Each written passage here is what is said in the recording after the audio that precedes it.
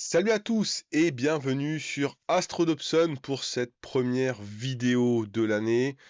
Alors, meilleurs vœux à vous, à vos proches, et puis on peut se souhaiter d'avoir un meilleur ciel qu'en 2023.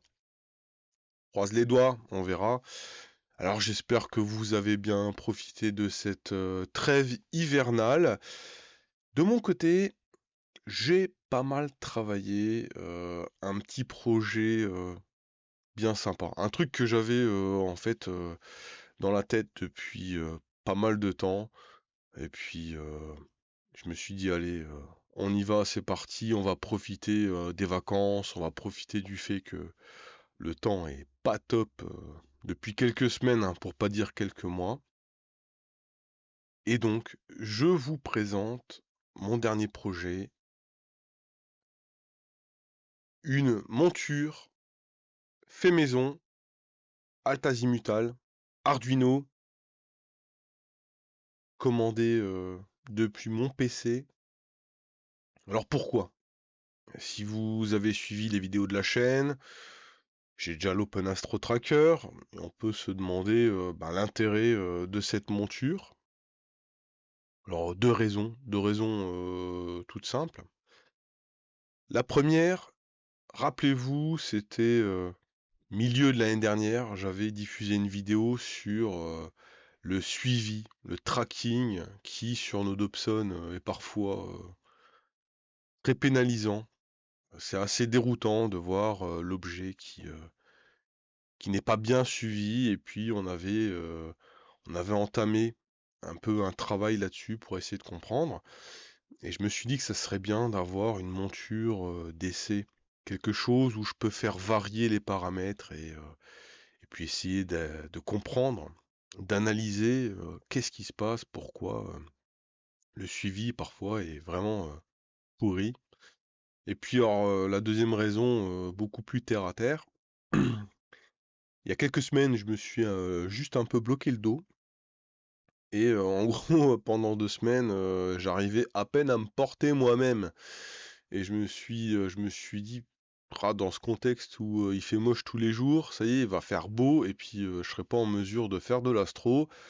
Si j'avais une petite monture légère, facile à mettre en œuvre, ça serait vachement sympa.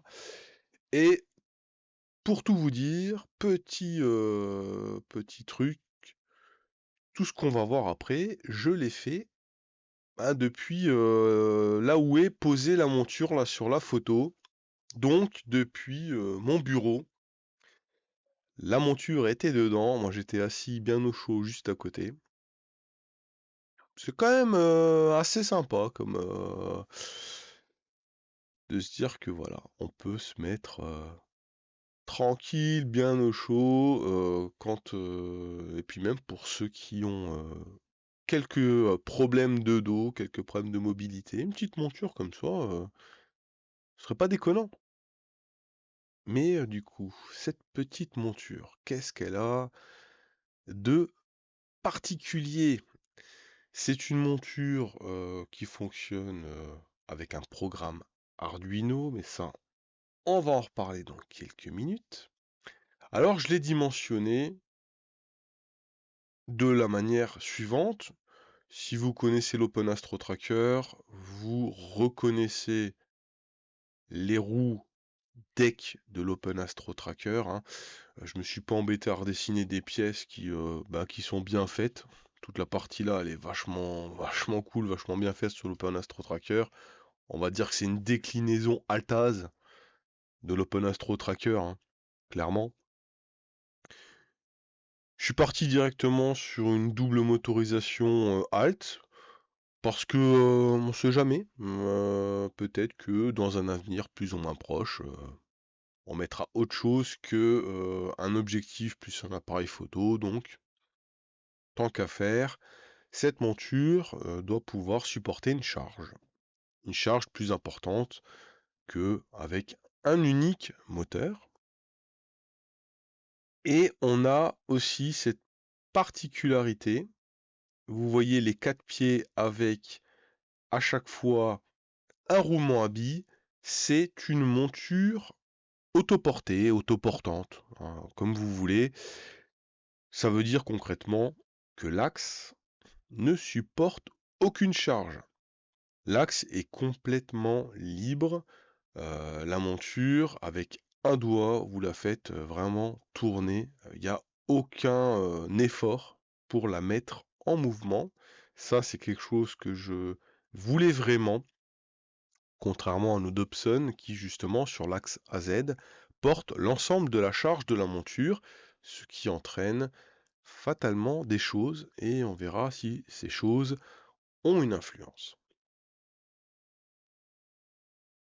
On a aussi 4 pieds, on voit pas le quatrième, mais on a 4 pieds qui permettent une mise à niveau parfaite. Et en effet, je suis parvenu à faire une mise à niveau vraiment aux petits oignons grâce à mon inclinomètre et puis au niveau à bulle que j'avais acheté pour le Dobson et pour l'Open Astro Tracker. Voilà, donc petite monture bien sympa que j'ai pu enfin tester cette semaine grâce à un temps qui était, on va dire, meilleur que les dernières semaines sans être un temps parfait, notamment avec le froid. Et du coup, waouh, j'ai vraiment halluciné. Ça a été au-delà de ce que je pouvais imaginer, vraiment. Euh, un tracking magnifique. euh, pour vous montrer. Donc, j'en ai profité depuis mon bureau. En ce moment, on a une vue parfaite sur M42. Donc, j'ai traqué M42 et la cible a été maintenue dans le petit carré ici pendant 45 minutes sans que je n'ai besoin d'intervenir une seule fois. Pendant 45 minutes, tous ceux qui font de la photo au Dobson, on a du mal à tenir 5 à 10 minutes sans avoir besoin de faire une petite intervention. Et là, 45 minutes, à un point. Donc là, j'ai mes 45 minutes de photo. La dernière, la première, ça n'a pas bougé. Ça n'a absolument pas bougé. Donc là, on peut se demander comment j'ai fait. Quel est le logiciel? Quelle est la formule, on va dire, de programmation qui m'a permis d'arriver à ça? SceneScan App. Et oui, SceneScan App. Donc là, la monture, vous la voyez pas, elle est... Ouais, comme ça, je sais pas, ça dépend. Elle est comme ça. Voilà, à la main droite, quoi. La monture est pilotée par SceneScan App. Je vais vous la montrer.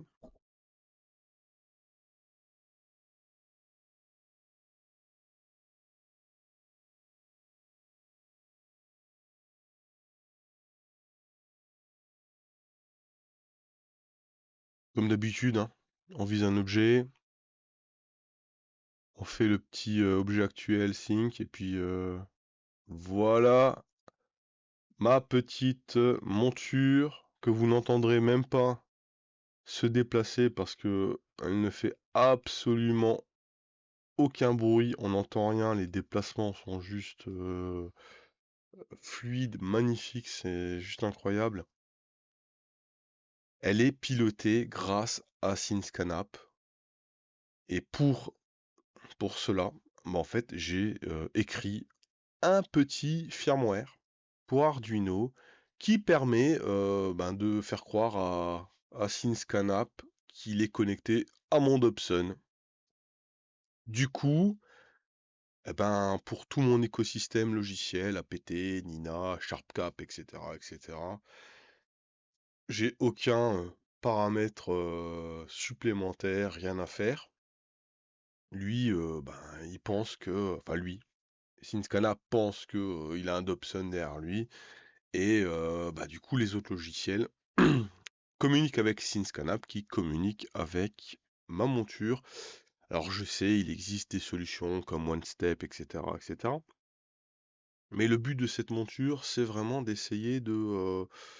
c'est un espèce de petit prototype, un mini Dobson qui va nous permettre d'essayer de comprendre un peu le tracking et puis de progresser, ce qu'on va faire en petit. Ensuite, on va monter en contrainte pour voir comment on peut améliorer le suivi sidéral du Dobson. C'est un peu la finalité, puis en même temps, c'est un petit jouet qui m'a coûté du temps, mais pas beaucoup d'argent, puisque comme d'habitude, beaucoup de récup. J'ai acheté des moteurs, puis c'est tout quoi. Et donc, on m'a déjà posé la question, puisque j'ai communiqué un petit peu sur les réseaux sociaux par rapport à ça. Comment je suis parvenu à programmer ce firmware? Si vous suivez la chaîne depuis un certain temps, vous savez qu'on a déjà fait un joystick Wi-Fi qui permet de se connecter au télescope et de le piloter de manière plus ergonomique. Dans ce cadre, j'avais un peu étudié le protocole de communication qui est mis à disposition par Skywatcher et permet donc de faire des développements. Là, il a fallu aller plus loin. Et donc, j'ai utilisé un petit logiciel qui s'appelle Wireshark. Wireshark qui permet de sniffer les échanges au travers d'un port USB, au travers d'une connexion Wi-Fi, et nous donne les paquets qui s'échangent dans ces communications. Et la chance que l'on a avec Skywatcher, c'est que en fin de compte, il n'y a pas de cryptage, tout est en hexadécimal, mais en hexadécimal interprétable facilement pour nous. C'est des chaînes de caractères en fait, hein. Donc j'ai simplement eu à étudier la manière dont se connecte le télescope. C'était la plus grande difficulté, de comprendre comment se fait la chaîne de connexion. Après, pour tout ce qui est GoTo, sidéral tracking, et puis le mouvement avec les flèches directionnelles, bon, ça c'est des choses que j'avais déjà analysées quand j'ai fait le joystick. Donc des choses, rien de nouveau quoi. Ce firmware demande encore à être validé, encore des tests à mener pour être certain que ça crée pas de problème. Vous avez peut-être remarqué au niveau de la monture, le fait, je vais peut-être mettre l'image là, donc le fait qu'elle soit autoportante, ça me pose un problème actuellement, c'est que je ne peux pas faire de mouvement à 360 degrés. Je suis limité grâce à ce petit système que j'ai mis devant le moteur. Je suis limité à 170 degrés, ou 100, voilà à peu près. Ce qui est déjà pas mal, puisque le concept c'est de se poser, se mettre en face de la cible et puis shooter, hein. En gros, entre le moment où vous installez la monture et le moment où vous êtes en train de shooter, il s'écoule 2-3 minutes, quoi. Donc une monture qui va nous permettre de mener des essais, de voir un petit peu jusqu'où on peut aller. C'est le projet de cette année, entre autres, que je vous propose donc de vous présenter au fur et à mesure. Les premiers résultats sont assez sympas. Là, on a eu un suivi magnifique. Alors, j'ai perdu, malheureusement, j'ai effacé l'image, mais je suis parvenu aussi à faire une photo de Bételgeuse de 60 secondes qui était vraiment magnifique, où on voyait, ben, justement, on commençait à voir la rotation de champ qui était vraiment dessinée parce que le suivi était parfait, donc il y a vraiment quelque chose de très intéressant. Et encore d'autres choses. Je vais pas tout vous dire tout de suite. On verra ça au fur et à mesure du temps. Petit jouet pour cette nouvelle année pour essayer de progresser tous ensemble. Première vidéo de l'année. Voilà, bon, l'éclairage est pas top. J'espère que ça vous dérange pas trop.